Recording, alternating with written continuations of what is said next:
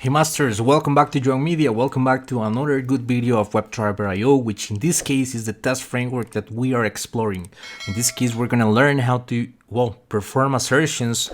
Let's review the different options that we have to use the expect, how to, for example, look for if the URL is working fine, if the title of the website is the correct one. Let's imagine that we want to validate if an element is displayed or it does exist in the DOM of our website, right? We can do all of that stuff. We also can, for example, take a look if we have, I don't know, maybe some attribute in the element of some element in the website, right? Or the value or the text, make sure if a button is clickable and so on. We have a lot of different assertions out here that we can review. I'll try to give you some context, some secrets, right? So please watch it until the end, because I have a very good one for the last example. So I really try to motivate you to support the channel and watch the whole video until the end. So let's go ahead and take a look of the website that we're gonna be reviewing. In this case is tools, or actually demoqa.com. Okay, if I delete the links path here, you're gonna see that we're gonna be in the demoqa home site here, right? And let's imagine that I want to validate this URL. I want to make sure that as soon as I visit this website, I'm actually having this string in the URL, right? And then let's imagine that I just want to validate this string in the full string, like a substring, right? demoqa.com without the HTTPS column / right? Without the protocol. I'm gonna show you right away how you can do it. And also, let's imagine that I want to inspect my website and I want to look for the title tag. Okay, let me show you this. If I inspect this and if I look for the title, you're gonna see that the string here is tools QA. I want to make sure that the URL is the correct one and that the title is tools QA. How I can do that with webdriverio? I'm gonna show you right away how you can do it. Over here, I have this describe. Okay, this describe is gonna handle. Let me just skip this. Okay, this file here is gonna use the assertions using the browser matchers. What does it mean? What is the browser matchers? But basically, if we review the official documentation in webdriverio, you're gonna see that we need the expect word at the beginning of our syntax in order to make some assertions. And as you can see, we have different things or different matchers. We have the browser matcher, the element matcher, and the mock object. If you scroll down over here, right, you're gonna see that we have like element for browser matchers, for example, to have URL, to have title, which are the methods that I'm gonna show you. But I also have element matchers in order to make sure that an element is displayed, if it does exist, and so on. So they divide the logic of the assertions like in branches, right? And the first one is the browser matchers over here. So that's basically the idea of this very first file in our project, right? And here I have a before each hook that is going to be visiting the website that I just showed you, which is demoqa.com, and I'm gonna have 4 each over here. All right, the first one is going to be to have URL. How I can do that? Basically, I need to use the await word as always, right? Since we're using asynchronous mode in webdriverio, and then we need to use the word expect. Inside of this parameter or this parenthesis, I need to send the browser object. That's why it is called browser matchers, right? We're gonna use the browser object itself to make sure that it has the URL that we expect. In this case is https column / demoqa.com. That's basically the main reason of why we have browser here. It is gonna extract the URL from the object itself. Then I'm gonna have a variation here, which is URL containing. All right, as you can see over here, I'm gonna use a variety, or I don't know how to say this, but it is a different method right here, right? The first one was to have URL and then to have URL containing, okay? And as you can see, I'm not sending the protocol here. I'm not sending HTTPS column // right? It is like a substring, and we're making sure that the URL contains some kind of a string inside. Okay, that's good. And then we have the same idea with the to have title. Let's take a look of this. In the expect parameter, we're gonna be sending the browser right here, right? And I want to make sure that the title is exactly tools QA. But let's imagine that I just want to check if it has QA. All right. Well, we have another method here, which is to have title containing. That's good. And that's another thing that we have. Let's take a look of this, because QA here is in lowercase and our title has QA in uppercase. For sure, it is going to be a failure if we don't handle this kind of stuff. And this is the first secret that I want to show you. Let's imagine that you want to, well, avoid the uppercase validation. You only want to make sure that the word QA is inside of your title. Well, since this is a string, we have in the official documentation, let me show you this, some options for the string validation. We have ignore case, we have trim, we have containing, and we have as a string. In this case, what I'm gonna be using is ignore case. The type of this option is a boolean, and what the detail of this is that we're gonna be applying to lowercase to both actual and expected values. So if I send that by option using like a comma over here, and then, well, sending the parameter using object notation, ignore case, double dots true, right? It is gonna work. It is gonna avoid the validation of the uppercase, right? It is gonna only be focused on the text, right? On the value. So I'm gonna clear my console here, and I'm gonna run npm run wdio, which is the command that I'm using to actually execute all the test scripts that I have under the folder tests, but that has that expect.ts kind of expression in the in the file name, right? So it is gonna be well, actually executing those files in particular. If you want to know how to do it, please go to the playlist of this channel. You are going to have like a WebDriver tutorial playlist with all this stuff. I'm trying to explain all the details in this free playlist, so I highly recommend you to check that out. Okay, let's take a look of the console over here, and as you can see, well, all the validations here are working fine. To have URL, to have URL containing, to have title, and to have title containing. Everything is working fine. So I think that it is a good way to start this video, right? We understand how to use browser matchers. We understand how to use the ignore case option over a string validation. And then we have a lot more to understand. Let's, well, actually skip this describe. Okay. And now we're going to be moving on the element matchers. Okay. And well, I have the first one over here. We're gonna make sure that an element exists or not exist. I'm gonna show you how we can do the workaround to not exist, because there is no an assertion itself to not exist, but I'm gonna show you how you can do it. Okay, I'm gonna, well, actually skip, or actually I'm gonna place an only here, because I only want to execute the first and the second one, second script here, and I'm gonna, well, actually delete the skip of this describe. Okay, let me show you this. I'm gonna be visiting another URL. In this case, it's gonna be under demo QA. Okay, let me show you this. Sorry, not here. But now we're gonna be handling models. Okay, this model, you're gonna see when I click on a small model button, we are gonna have this model in the viewport. Okay, if I inspect here the model, you're gonna see that I have like a div with the model content as the main div, right? So I'm gonna actually look for the element using the class, and you can see that I only have one div, right? This is like the main element that handles all this text, the buttons, and all the stuff that is inside of the model. Let's imagine that I close on this. I click on the close button, and if I look for the model content, it is not displayed. It is not in the DOM. It doesn't exist.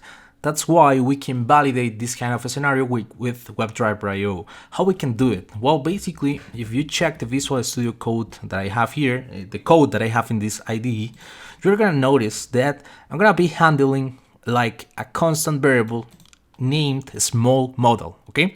This constant is gonna have the value of the show small model button, which in this case is this one. Let me show you that. I'm gonna inspect the element and you're gonna see that it has that particular ID and it is fine, okay?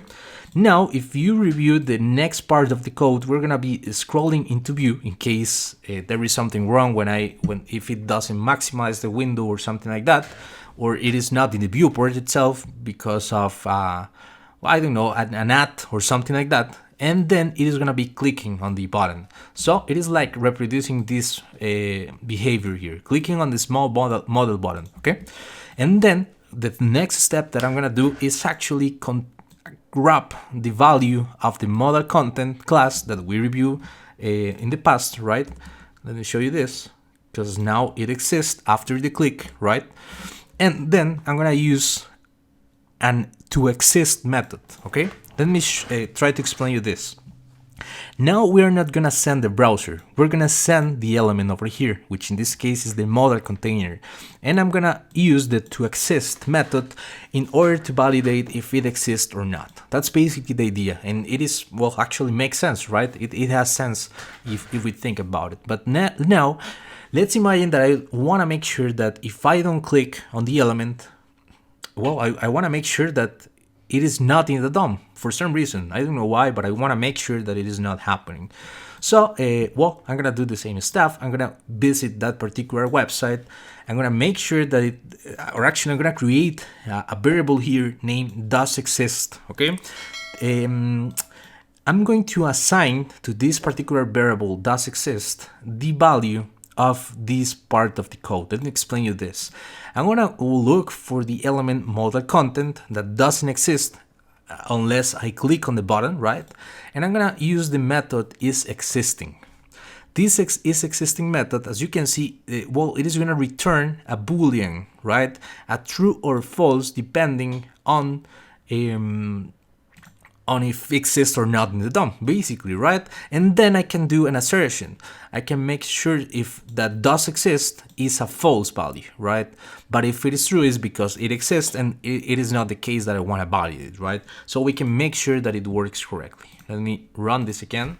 I'm gonna clear the console, and I'm gonna run npm run wdio, which is the command that I have in my package, the JSON, with the, well, the thing that I'm doing there is only running the test runner, right? You know that. As I'm telling you, let's go. Let's click on the playlist part of this channel as soon as this video ends, and you're gonna understand in the playlist webdriverio tutorial, all the stuff that you need to know from scratch. What is mock.js, how you can handle selectors, and so on, page object model, and a lot of stuff free for you, right? That's good. Now let me show you this. It didn't work. Let me see. Oh, it works actually. Take a look at this. To access the work and to not access work, the workaround actually worked. If you want to know if this validation is working or not, of course you can do a negative test here, right? And you can click on the button, so the model is going to be displayed. So if I run this again, of course the second validation, the workaround, is not going to work. Okay, and let's try that so we can make sure that it is working. Okay. The execution of two workers is in progress. The first one is the first spec file that has an skip value in the describe, right? And now the second one is gonna be executed. You're gonna see that we're gonna have an issue, of course, because now it exists. It is gonna retry once again. It is a configuration that it has in case something went wrong, right, in the first execution. But you can see here, I'm sorry, that the error is that the expected value is false, but the received one is true. And of course it does exist because we clicked on the button, and that's why it is working. Okay, that's good. Now I'm gonna, well, roll back the code here, and I wanna show you something here. Let's imagine that actually, right, we have another method in webdriverio, which is, let me show you this. It is to be displayed. What is the difference between to be displayed and to exist? Basically, the difference the difference is that is displayed is gonna check if it has the style display none, right? For example, of the visibility hidden or hidden, right? It is not gonna be this. It is not going to be displayed in the DOM, or actually in the UI or viewport. Also, if we have a position absolute with a left property, like a lot of pixels there, right? Or if we have an opacity of 0, so it is not going to be visible too. That's the scenarios that we can validate using to be displayed. I wasn't capable to find a kind of a scenario to show you that, but I wanted to explain you the difference, right, between exist and is displayed. That's basically the main idea of this part of the video. Okay, that's good. Let's continue with the next part of the code and the video. Let's see. I'm gonna delete the onlys here because I wanna proceed. And well, now I want to make sure, right, and actually want to make sure if a content or an element has an attribute. Okay, that's the first step. Then I want to make sure if a button is clickable. Okay, and that's it. This is the next part of the video. Let's place an only here. Okay, then an only here too.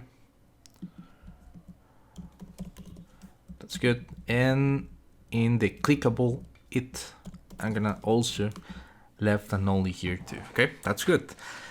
Well, in this case, I'm gonna be using this website, which is under Tools QA, but now it is the buttons part. Okay, as you can see, if I click on double click, but I'm not interested in clicking on this, so I'm just gonna inspect the element here. Okay. And you can see that the ID is double click button. That's the most important part here, right? So I'm gonna be assigning the double click button, the ID, to a constant variable, and I'm gonna be checking some stuff here. The first one is gonna be that it has the attribute class, right? As you can see over here.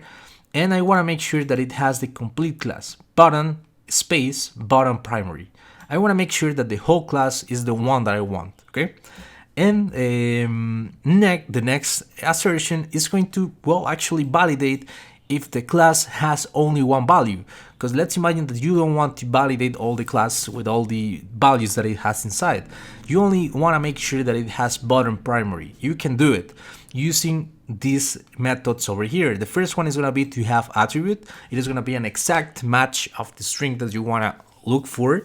And also we have the to have attribute containing method that allows you to, well, substring the main string and make sure that the thing that you want to check that is contained, it is there, it is working fine. I moved a bit my microphone. Let me check if I'm recording, and I am. That's fine. And let me show you the next example, to be clickable. All right, we have another method here, which is to be clickable, that allows you to check if a button is clickable or not for any reason. Okay, so we have another example of that here, and it should, well, actually work. So I'm gonna clear my my console, and I'm gonna be running npm run webdriverio. Okay, I hope that you are enjoying actually and learning a lot from this video. I'm actually doing learning a lot because, well, there are details that probably if you don't practice or well, actually create some kind of demo or examples, you're not going to find out, you're not gonna use it actually. And I'm realizing that WebDriverio has a lot of potential, has some things that, well, inbuilt, right, that are amazing. And it is an amazing framework that we have to take a look. It has a lot of potential, right? And of course, since it has like an integration with Appian and this kind of stuff, it's so powerful. And as you can see, well, as soon as the passing, actually as soon as the execution is done, we have the assertions working correctly.